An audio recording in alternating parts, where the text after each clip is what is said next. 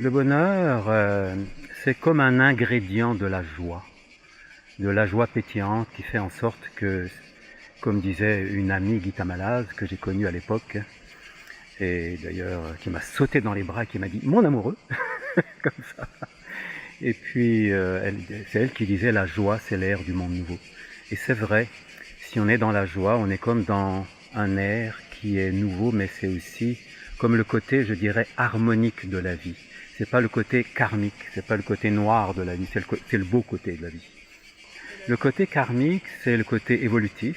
Quand on évolue, on va vers un but pour avoir des résultats, et ça c'est très bon, c'est excellent, mais on n'est jamais satisfait.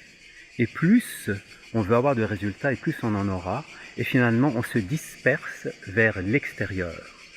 Alors que quand tu es en résonance intérieure avec ton cœur, qui contient, je dirais, la connaissance, la vraie connaissance de l'univers même, qui est dans notre cœur, ce qui empêche d'avoir accès à cette connaissance, c'est justement notre système de pensée et de sensations, nos émotions et notre mental.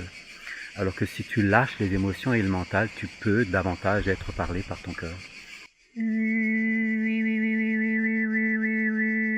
Je laisse la résonance se faire avec les êtres tout simplement, sans attendre rien de personne, sans rien chercher.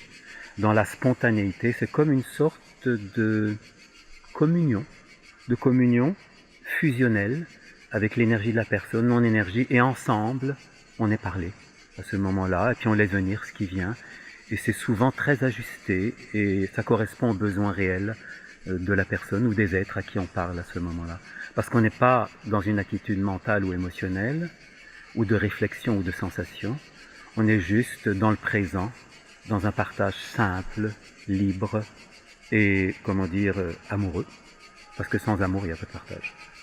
Le côté spontané de la vie, c'est d'âme à âme, de cœur à cœur, de conscience à conscience, mais libre, sans utiliser le mental ou l'émotionnel.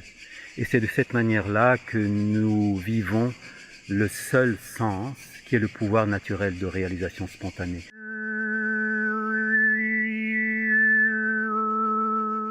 Je crois que je n'ai jamais pris de risque, même s'il y en avait, parce que je considérais ça pas comme un risque, mais comme un élan, des fois un élan où je ne savais pas où j'allais, mais j'étais guidé de l'intérieur à le faire, et des fois c'était des choses même extrêmement dangereuses, et finalement j'ai quand même réussi à passer le cap. Et c'est comme ça qu'on transcende d'une certaine manière le reste des peurs qui sont à l'intérieur de nous-mêmes. En réalité, la peur, c'est juste de l'amour qui est retenu et qui bloque. Donc de la peur à l'amour, il n'y a qu'un pas.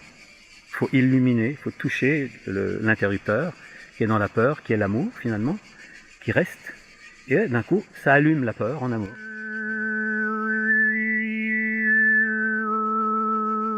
L'amour n'a pas de couleur, l'amour transcende toutes les couleurs, ou c'est l'unité des couleurs dans une transparence qui est tellement belle que ça crée une illuminescence.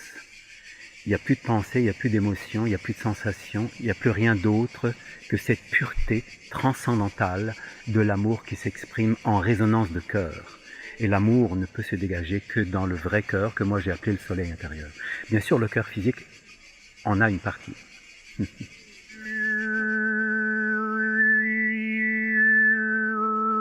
La rose de Damas vibre sur une fréquence de 350 MHz environ, et puis c'est quelque chose d'absolument fantastique.